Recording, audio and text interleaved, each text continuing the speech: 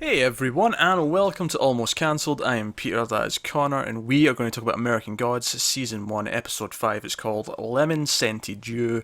Full spoilers for the episode, as always. So, I guess we'll start with the opening Yeah, short, as you know, as it's because we had this again. Obviously, last week was kind of a week off because it was the yeah. Laura The, focused the the episode. flashback episode in general. Yeah, Yeah, so the whole thing was basically the short, as it were. Um, Whereas this did start with that one as well. And I'm going to be honest, I wasn't super into this opening this week. well, you know, No, I think honestly, I think it was because it's not live action. It's this animation that's kind of it's CG, but it has like a kind of stop motion kind of yeah, it effect. reminds me of the Laker Studios stuff.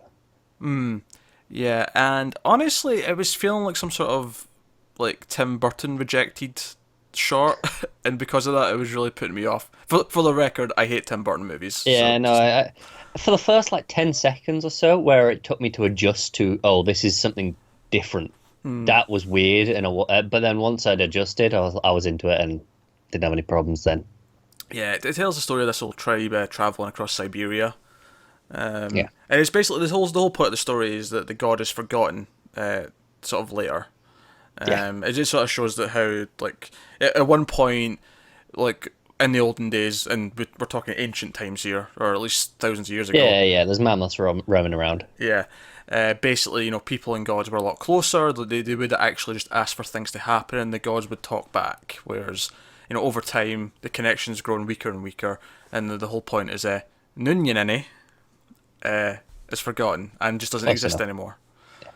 Yeah, and obviously this ties in thematically later on. It's sort of a theme that we've had throughout anyway, the idea of faith being important to the gods and their Yeah, nourishment. that's kind of what they're fighting over. Really, is kind of the point of this one. Is that the ones in Yeah. present day that we're watching, or that's kind of what they're fighting to avoid, is being forgotten like this. Yeah, and there's a very specific point where they talk about it's just enough. They only need a certain amount of belief. Yeah, yeah. They don't need to be worshipped all over the planet by everyone, Yeah. devoutly. It just has to be enough. So, no, I think just on its own as a story, though, I was just less interested in this. Because I feel like the Viking fight from the first episode like had like a cool little story about them trying to get off the island, and Yeah. Yeah. it was just in and of themselves their own cool little stories. Whereas this one, I didn't feel like was. I would agree it's ultimately the weakest of these, but in a strange way, when I think about it analytically, the idea that it's the most forgettable is kind of genius. Sure, I don't I don't think that was intentional, but yeah, it kind of plays nicely in my head.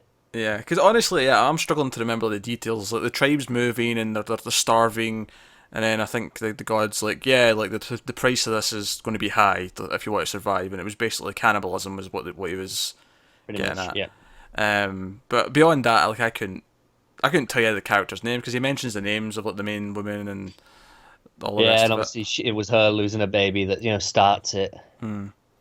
So no, but that was the opening, and then we're thrust back into for the third time this moment where Shadow walks in the motel door. That was the thing. It didn't pick up straight away as like from where we'd left off. It did the same thing again with her watching him come in. I was like, really, third time? Yeah, third time we're going to have this moment, and then we have this obviously confrontation of him like, wait, you're alive. And to be fair, he does acknowledge that, given the past couple of weeks, this isn't Yeah, that strange. yeah, yeah, It's kind exactly. par for the course. I think he might use that phrase, he might not, but if he doesn't, he should have. Par for the course at this point. And yeah, he asks about the affair, and she's very blunt and talks about it in a very matter of fact way. And bit of humour because he throws the pillow at her face. And he's like, Yeah, "I was just making sure you were real." um, you know, yeah. You fine. got to test somehow. Um, yeah, honestly, like this whole first chunk, because the episode for me kind of it splits into like a couple of key chunks. It does, but not as distinct. It's distinct in a story perspective, but it doesn't Yeah, literally split it up like the previous yeah, episodes. yeah. But like so the first chunk is kind of at the motel, and it's obviously it cuts away to like Technical Boy at one point, and Yeah, whatever. yeah, But like the first chunk of what I think is the main part of the episode is at the motel, and it's Laura and Shadow. And honestly, remember how last episode I said, "Oh, as a character it's fine, but as a person, like I really don't like Laura. Like that is just like went up like several more dials. How come? She she just it's like she just expects to be forgiven, or it's like she says she loves him, but she doesn't really seem to care about how he feels at any given moment. She just assumes that he's eventually going to. I was actually like, I almost wanted to fist pump when she tried to like make a move, and it's like, "Oh, have you forgiven me?" or whatever. I can't remember, that wasn't the exact wording, but she basically says, like, am I in your heart again, or something to that effect. And he says no, and I basically wanted to like fist pump him because It's interesting because I was playing this in a completely different way. I was getting the idea that, since she's come back to life, she's kind of like a kid again, where she's learning to care. Like she has to actually learn how to do these things now. So it's while she is kind of a bad person right now, the idea is that she's like she seems to not understand why, and she has to process why these things are happening, and she has to learn how maybe to I do don't know this. the way the scene was playing. But it was when he came back in and she was like in the tub, and she was like sinking in. It's like, oh, if you want, just in case you want to touch me, I want to make sure I was warm. And she just seems to assume things, and it felt very cold to me.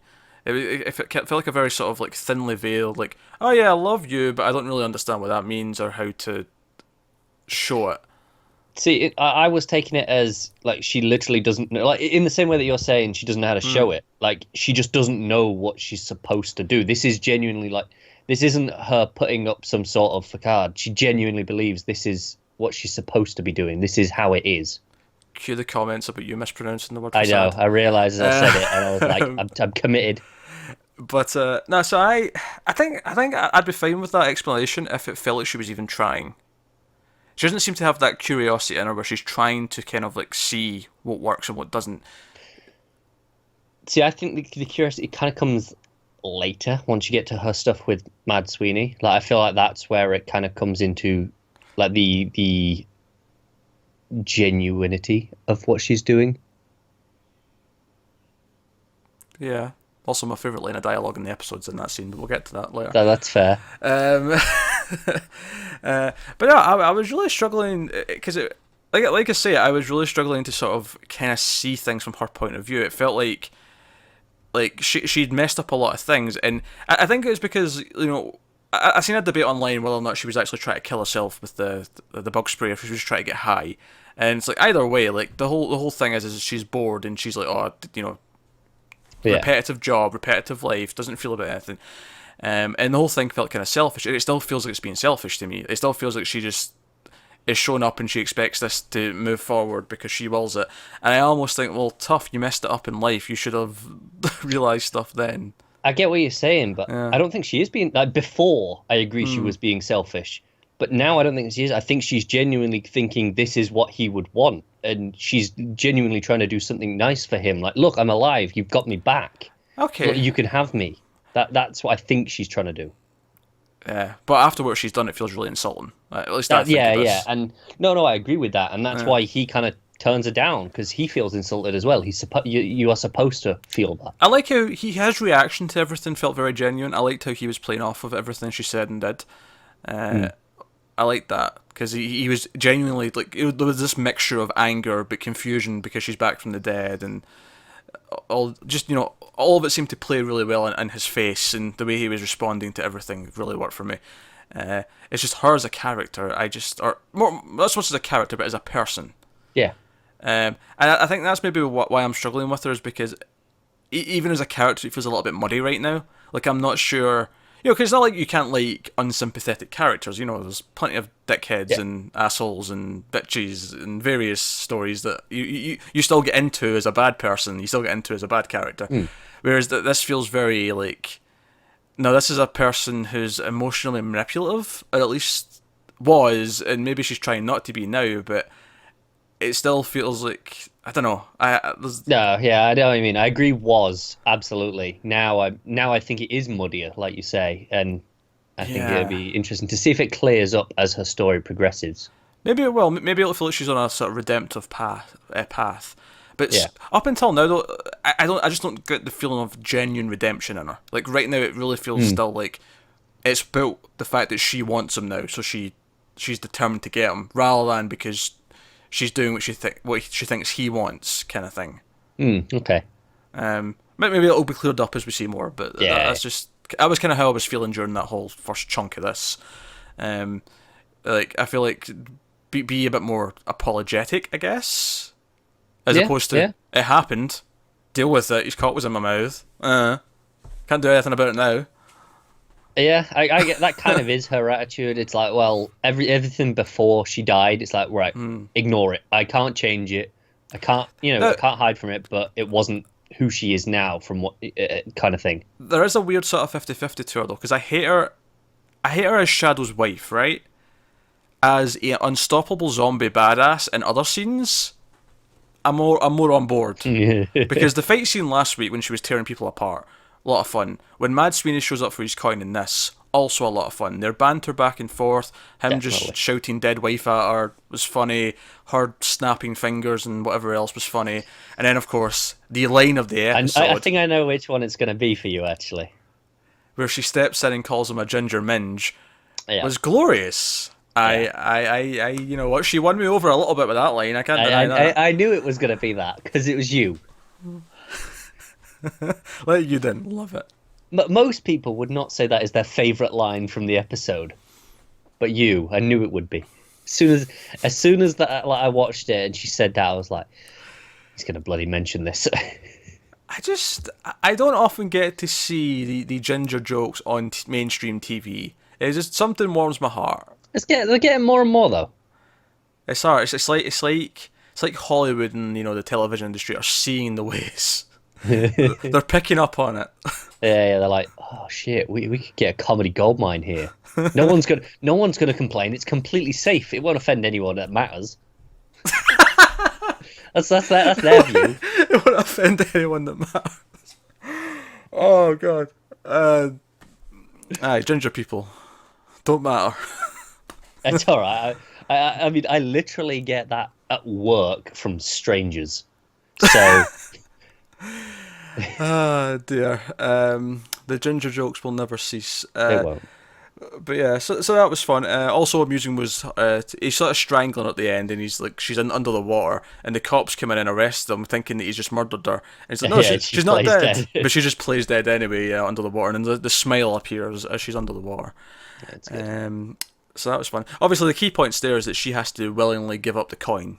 Like, it has to be given to him. He can't just take it unless she dies. Like, if she actually, like, because he seems to think that if she does, like, evaporate because of death, that he can just take it then because she doesn't have it anymore. She's no longer there. And he points out, like, her body isn't going to last that long because it is still, like, well, obviously we've seen it's not healing anyway. They had to, stitch it all back together. But, like, he points out it's still decomposing flesh. Like, that hasn't stopped. Yeah. So obviously the police show up and they get Shadow and Wednesday, and they take him to the police station. And we see that someone's tipped them off. Someone of great power, some god, has given them these satellite images. It's given them really specific information, their exact coordinates, what car they're driving, what they did, and to the point where the cop is like, "Look, as much as I could just arrest you for this bank thing from last week, like, there's clearly something more interesting going on here. Like, why did someone give us all this and a fax machine, no less, which has been turned off since fax machines were a thing." Yes, I appreciate that they, were aware that, fax machines. Like when they were saying should we get a page next? Our pager will go off and be like, hey, information about bad guys. So they get interrogated and stuff, and Shadow just sort of sits and says lawyer. I think the key point of this scene, though, is that she asks a lot of questions that I think does pique his interest. He's like, I actually don't know a lot about this Mr. Wednesday and what we're really doing. Which he kind of knew anyway, but someone just blatantly saying it all, like, who's the enemy here? Who's after you? Someone really doesn't like you and him. And that's kind of why I appreciate this episode so much, because we get some answers. We do, although as stylish as the scene is when we do get the answers, because obviously it's set up earlier on with Technical Boy and Media as Bowie in the limo. Oh my god, she is fantastic as Bowie. And Gillian Anderson's very good, but she's giving him crap because of what he did to Shadow. He's like, oh, you need to apologise, Mr. World. You don't have to apologise to him, but you have to apologise to Shadow. And he's not very happy about this. And she also entraps him in the limo with his own device, his own face thing. She's powerful. The electric face hugger. And that was what I think my favorite line was when she says, "Oh, she's been there since the start of the mass hysteria. You know, the Martians."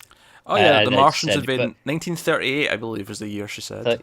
36, Maybe 30, maybe. 30s, But something in it the was definitely, 30s. yeah, yeah. You know, the whole the radio play stuff. You know, you've all heard the story.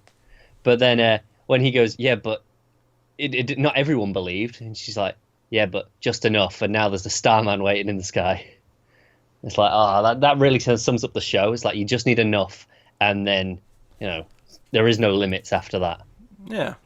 Uh, so she shows up again at the end though, because they put Shadow and Wednesday in the same room, and she comes in again, but this time it's Marilyn Monroe. She drops some lines. She's making this presentation, and then in walks Crispin Glover as Mr. World, who I knew who it was from the chin, because the start he's got a hat on and his head's down with a hat and you can just see his chin. I'm like, that's Crispin Glover. I've been waiting for him to show up. That is fair. It's a very recognizable, isn't it? Yeah, so he comes in and makes his pitch, and basically he's part of the New Gods. At least this is what I was getting from this scene anyway. Yeah, they actually actively named them New Gods in Yeah. this episode. Finally. Yeah, him, Media, Technical Boy, they're part of the New Gods, and Wednesday's been recruiting presumably other old gods like him, and basically Mr. World's like, look, this doesn't have to be a fight. We don't actually need to do this. I don't want this. I want to make his one system. He basically wants to turn it into, he calls it a global marketplace where people just get the faith they want, but it's all tied together and everyone gets their fair share. He's basically trying to.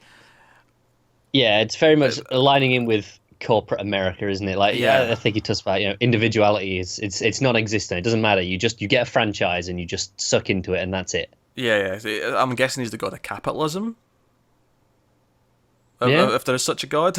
But I'm getting that. Again, there's not really a god of media either, but that's obviously something that's been created for. Yeah. The new gods are more personifications of things. So media she's the personification of all media. Thanks for TV, radio.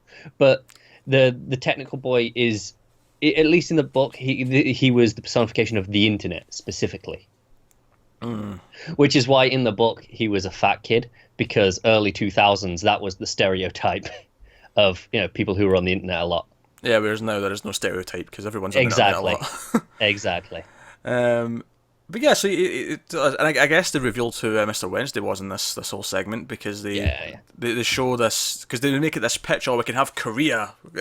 Korea's going to worship you, with this rocket with Odin on the side of it. So I'm guessing he's Odin.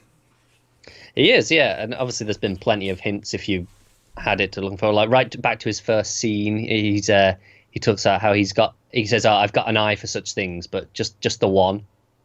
Ah, yeah, eye patch. Odin. When he's talking about his type of women, he says pale skin and fair hair. It's obviously the Scandinavians. Mm-hmm. There's been a few. So if I'm going to criticise this scene, though, I do have to say, as interesting as her coming in like that was, as good as she was, as good as Crispin Glover was, it was the presentation of, oh, here's the exposition dump scene, felt a bit heavy to me. No, I agree with that. It was basically, oh, it's time to let everyone know what's actually going on, so we have them come in, and as good as they are, as good as we have the Mr. World being like, oh, this is what you look like when you masturbate, and his face all morphs, and then talks about his mum. Yeah, your mum's had 86 partners in her life, and I know all of them. So I mean, there's lots of good stuff in here, and then they bring in Technical Boy and they make him apologise, and it's almost like he's trying to make this sales pitch to win Wednesday over to avoid this coming fight. He's trying to be dominant, and Wednesday's clearly not having any of it. And I know he's Odin, but I'm still going to call him Wednesday because it feels like No, that's fair. It feels like the name to use in the show. So I mean, yeah, there was a lot of good things about the scene. The performances were really good. There was a lot of fun moments, but it still, to me, felt like big exposition dump scene. Oh yeah, definitely. It could have been handled better.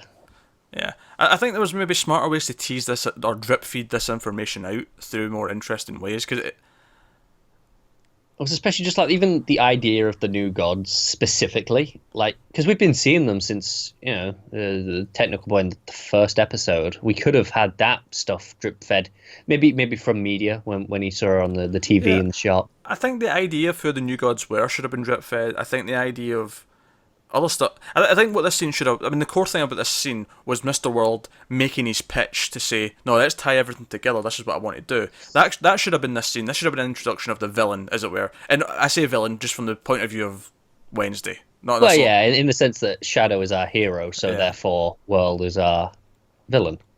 Yeah. And that's actually the weird thing about this is so many shows the mythology turns into there's two sides of a war, but typically there's one that's the good side and one that's the bad side. In this case, I'm not entirely sure if one is good and bad. No, I agree with that. It's not a fight of good versus evil. It's just a struggle for survival. Like the old gods need to be remembered, obviously, and the new gods they clearly they're at the height of their powers as far as they're concerned because of how we consume technology and media at the moment. But as Wednesday said, he says to them, like, you're just a distraction. You're just, how they kill time. But the gods, they actually have a connection with gods because it's religion rather than just entertainment. Yeah. So I think it was an interesting episode in that it did set up a lot of the clearer goalposts and like this is what it's about. This is what the lines are. But it was a little bit obvious in the way that it just kind of presented it all in one dump in the end of the episode. It was a long scene. It was a long scene because it told us a lot of information. It kind of went on for a while. Yeah, and the thing is, it was important information that if you want to progress through the story, we do need to be told, but it could have been done better. Yeah. Also, as they're leaving the police station, we see that everyone in there is dead. Like the cop we've been seeing, all of them are dead. There's the evil tree, which... is this like meant to be the tree from his dream, or is it meant to be like this is actually what the new gods have done to this place? Is this tree? So I've got two potential theories. One of which is this is actually Mr. Wells has basically, or maybe when we were told the story at the start of Nunyan Annie, it was the idea that story was enough that someone's remembered the god, so this is them. Because it's a very similar image to the coming up out of the ground that we got in that opening. Okay, yeah, that's fair. The alternative is it's one of because there's a bunch of characters that are Mr. World's enforcers in the books. Right, one of them's called Mr. Wood. So, Mr. Wood. Yeah. Seems pretty creepy though. The the flashing lights, the sort of branches coming out. There was some good horror elements. All the impaled cops was pretty cool. Not to leave in the episode without another laugh. We had unlucky Sweeney get try to because he arrives at the police station and the cop that's with him goes in and he's presumably dead and Sweeney has to kick his way out of the car window and he ends up like tripping and landing on his balls in the car window. So that was pretty funny. And then we ended with a scene of Laura waking up in the morgue and sort of kicking the door off. Yeah. And the guy who worked at the morgue for some reason was looking at images of ponies and horses on his computer. I'm not sure what to make of that. Yeah. Well, I actually thought that was interesting because the whole, when media was given the pitch for Odin, he was a unicorn was representing him. Oh yeah, okay. Right. So that's fair. Maybe it's nothing, but I couldn't help but notice the link.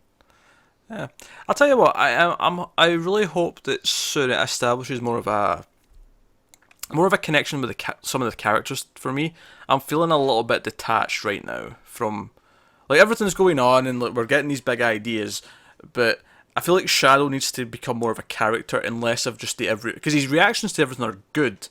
But he needs to maybe develop a bit more of a character that I latch on to. Because right now it feels like he is like almost an empty vessel for which to just react to all the crazy stuff around him, as opposed to having like a clear goal. It's something that wasn't a problem in the first couple of episodes, but now that we're 5 episodes in, I feel like he himself doesn't actually have a direction. It's like it's Wednesday who's driving the plot forward.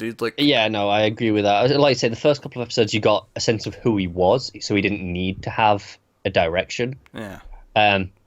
And he's kind of just been along for the ride since then. I feel like at this point, though, it's going to be the end of the season. That'll be the moment where he makes the choice. I feel like that'll be like the end, last episode sort of thing. I hope so. Because it is starting to feel like a Brian Fuller show to me, which, admittedly, for a lot of people is a good thing. But for me, I associate this kind of disconnect with Brian Fuller because I've never quite latched onto his stuff in the way that other people have. You know, I didn't love Hannibal. I watched the first episode of Pushing Daisies, and I just kind of never went Oh back man, to it. I love that show. Yeah, didn't do I, it I, for I me. love that more than Hannibal. Uh, Dead Like Me was okay. I never came back for season 2 though. So Yeah. I don't know. Like, I mean, I think this is definitely the best thing I've seen from him so far. But like, I am a little bit worried at this disconnect I'm starting to have with Shadow as a protagonist. And because of that, it feels like I'm an observer looking at all these weird things going on without really feeling like a connection to it. No, I agree with what you're saying there. I do think that this might be a case of you won't get that connection now till season 2. I feel like they'll have Shadow go along with the ride like he has been until the end of the season. And then once he makes the choice and then he's doing things for himself is when we'll get that connection. But I do think that's probably going to be next season now, unfortunately. Well, we only got 3 episodes left, so Yeah. I It's not the end of the world, is it? I can cope till then. But that's where we are with the American Gods. So let us know what you thought of the episode in the comments below. Like, subscribe, all that stuff. Helps us out a lot. Get us on Twitter at mailed_fudge. You can also help us out, of course, by going over to patreon.com/mailedfuzztv and see some of the bonus you can get there if you want to support the channel. But otherwise, guys, that is us. So thank you once again for watching. Have you got any vanilla?